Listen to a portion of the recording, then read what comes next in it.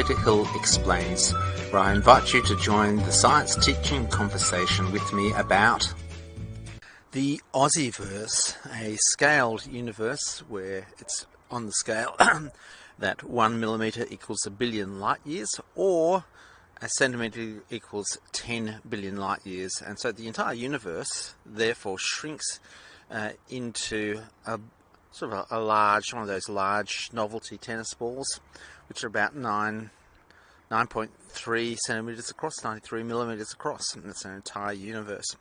Now, we'll just go on why you call it an Aussieverse and various things like this. This is an educational thing which I sort of thought through, so I'll just go through the thoughts on the scales of the universe, and then I'll go back through the sort of the idea of education and why you'd possibly even listen to me or even consider this when it's not coming through the mainstream.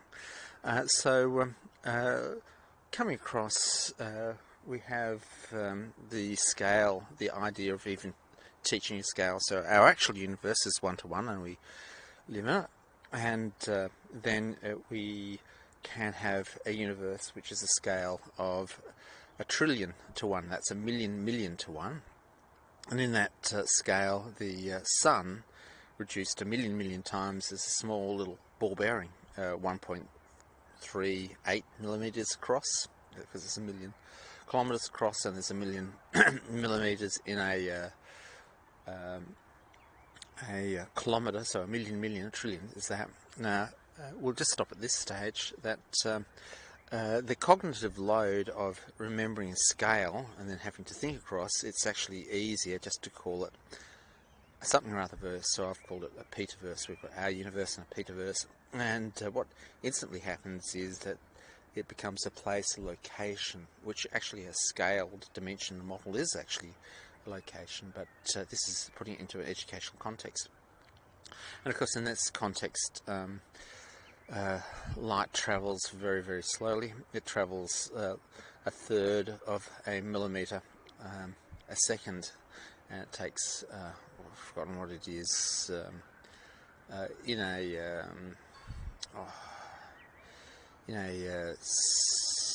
a day it travels 24 metres or something like that, a few metres, 9 metres, and in a year it travels the equivalent of a light year in this distance, and so that's about 13 kilometres, something like that, just off the top of my head. I really haven't reviewed it in my head, and I thought, if you write up notes for it, I'll write it up more clearly. So the idea of by talking about a Peterverse is that people can say, have you heard of that? It's sort of like the codification that we do of concepts. We actually give it a blanket name. So universe, Peterverses is miniaturized education universe we can think of. Then we have the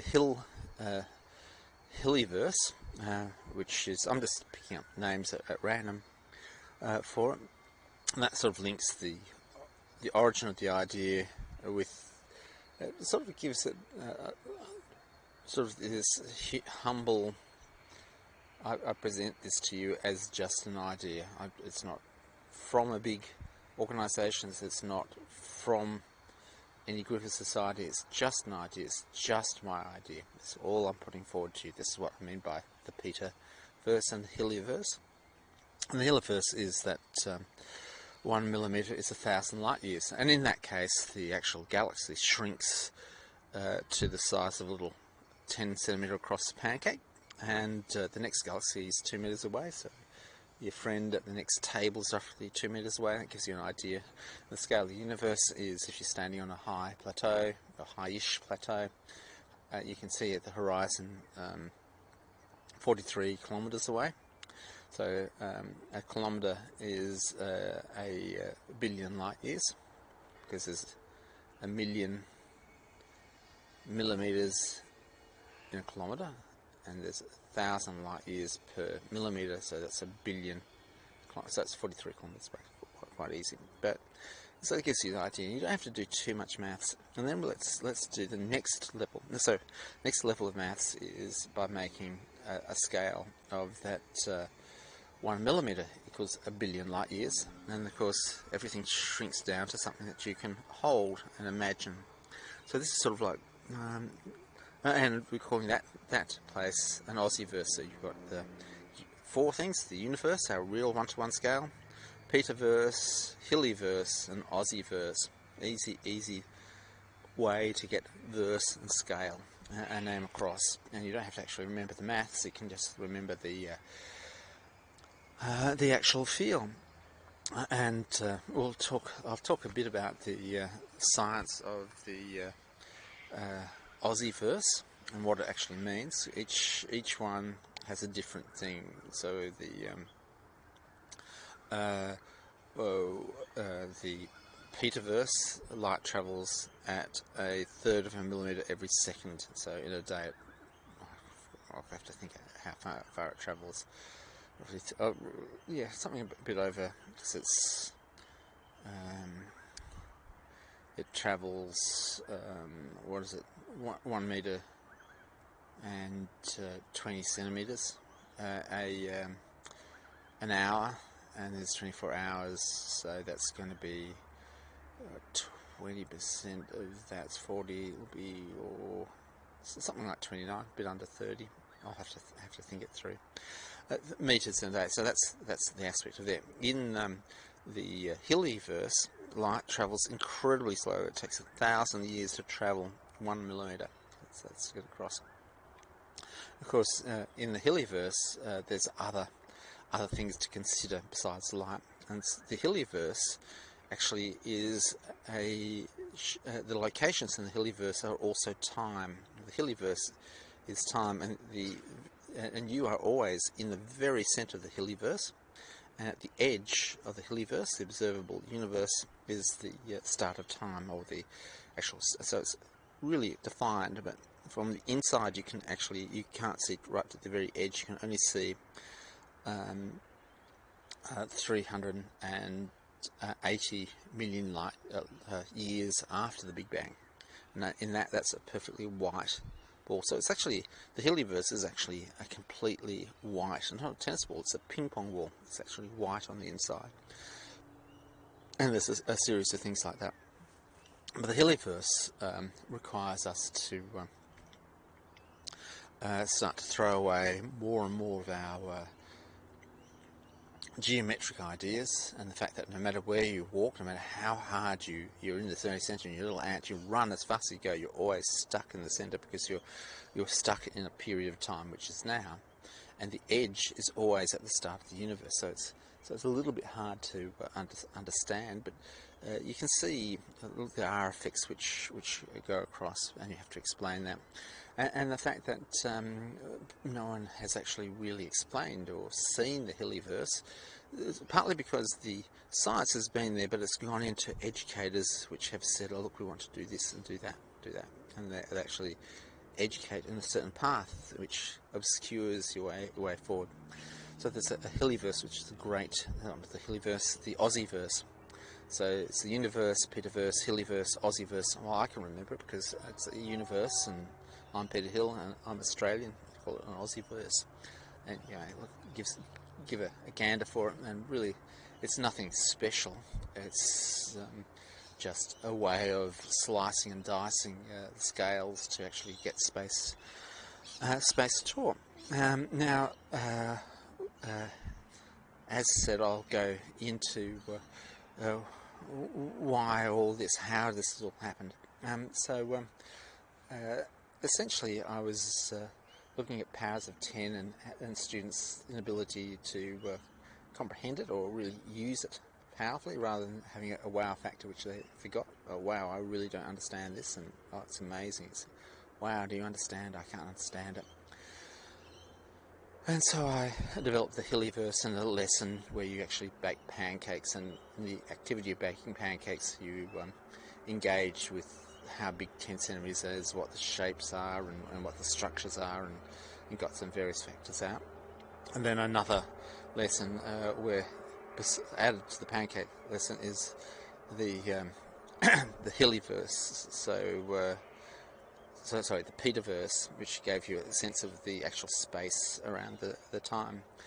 And then sort of realising, I can't actually I can work on this, but I can't actually develop this and teach it. It's not like a journal article where I can actually get it peer reviewed and it's published and cited and stuff like that. Anything I invent or develop is at the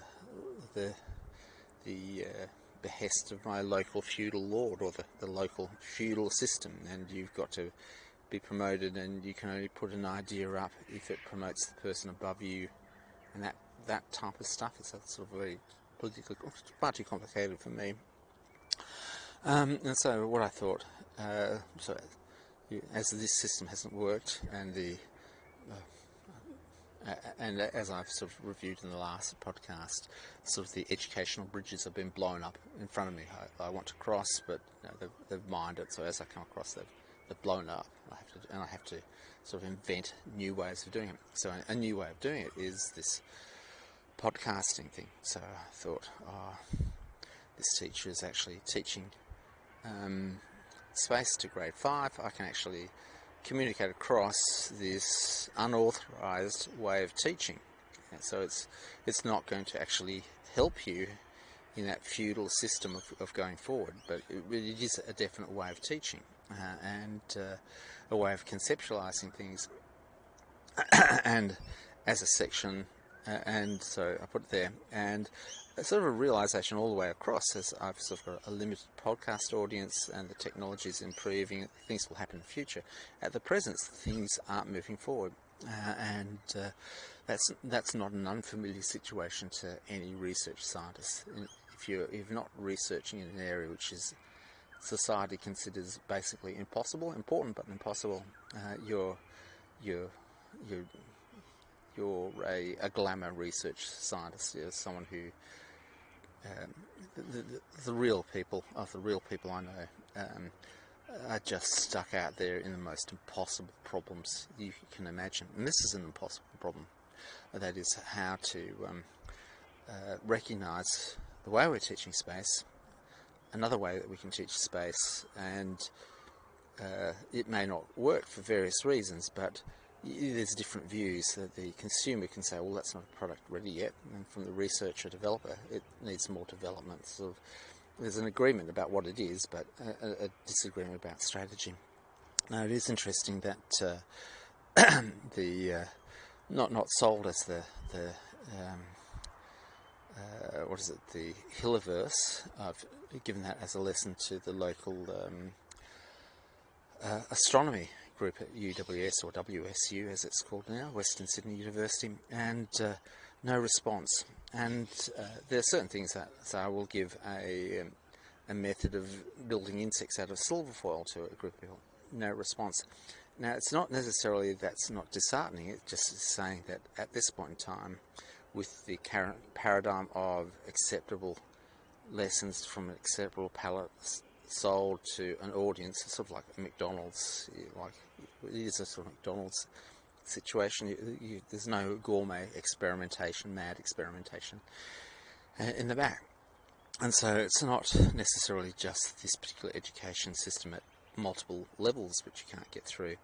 It's sort of a more generalised problem of getting ideas through. Now, that's sort of like, there's two aspects to that problem. There's the problem of not being able to get through, and then there's also the problem of what you want to get through. Well, it's not been looked at, it's not been developed. Perhaps there is more, and that's sort of the conclusion that I came to last night as I was having a rave at the end of a long day's work, and realising that it's complex. I have to actually pick out what to do, and I can't really tell what's going to happen. So I will have a look at an area of software, and it will be insurmountable for a day, and then it'll disappear in an hour or so, something like that. So I'm on that area. I'm slowly. I'm up to the automatic app writer. I've written a program on the side now, which just places a new icon on this app very elegantly and quickly. And there's a bit of work there. And what I suppose it's a bit of a head scratcher is that I can see that the way I previously did it is a lot more garbled, a lot less elegant. And I'm doing it now, so I don't know whether it's the fact that I've had a few brain things removed, I can breathe a bit better, or I'm less distracted. I've got less people worrying me at the moment, so there is obviously a different quality in programming. Most people wouldn't be able to see it, but I can see something where the solutions is broken up and it's not broken apart early, so it's broken apart fairly poorly, and that poor breaking apart the problem actually means that you've got to mother it through, whereas if you can actually grab it. I'm even struggling to, as I speak, I'm just visualising bits, and so there's a little bit of maths behind it, which I obviously can't speak with people because it's only maths that I have actually discovered myself to put through. But that being said, that overall strategic situation, you can't get angry with it because no one really cares, but the result is that you're thinking through, oh well, there's the universe, I've now moved on to the universe, Peterverse, Hillyverse, but there is more. There's more. How do I do this? And obviously the structure of verses, that, call it innovation, but whatever you call it, that something or other, name verse to give the scale, is there, and each one has a little different little thread of learning, and so I sort of like it. I sort of imagine it as a backbone, and you can actually go through to different conceptual difficulties with the actual universe. Well, it's not so we're going to come up with the different universes, the universe we come across, and what happens is that without this backbone, people dive down into one sort of layer and then can't chance to move across. So if you've got the actual universe, you can't move across to the Peterverse, and I don't think no one actually ever scales things in terms of the Peterverse. It's all just a mess, and at the end you can't actually access them. So what I think people comprehend is that it's a mess with the system they've got, therefore they are very conservative and grab onto the system that they've got.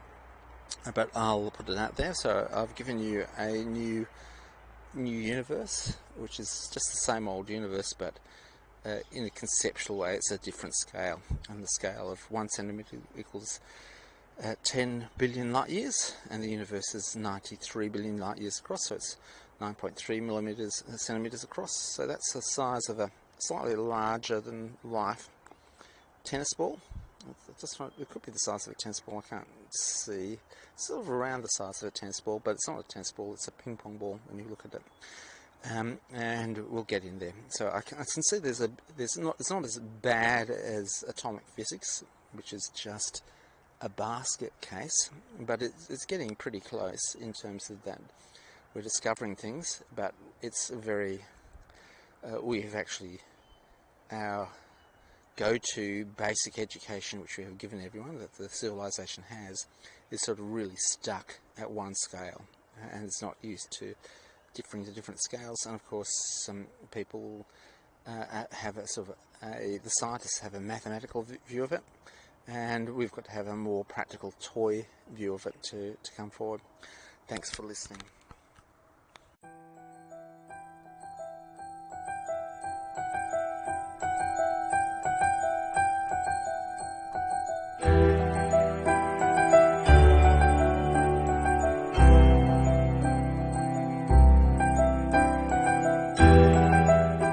Another podcast, another story comes to a close.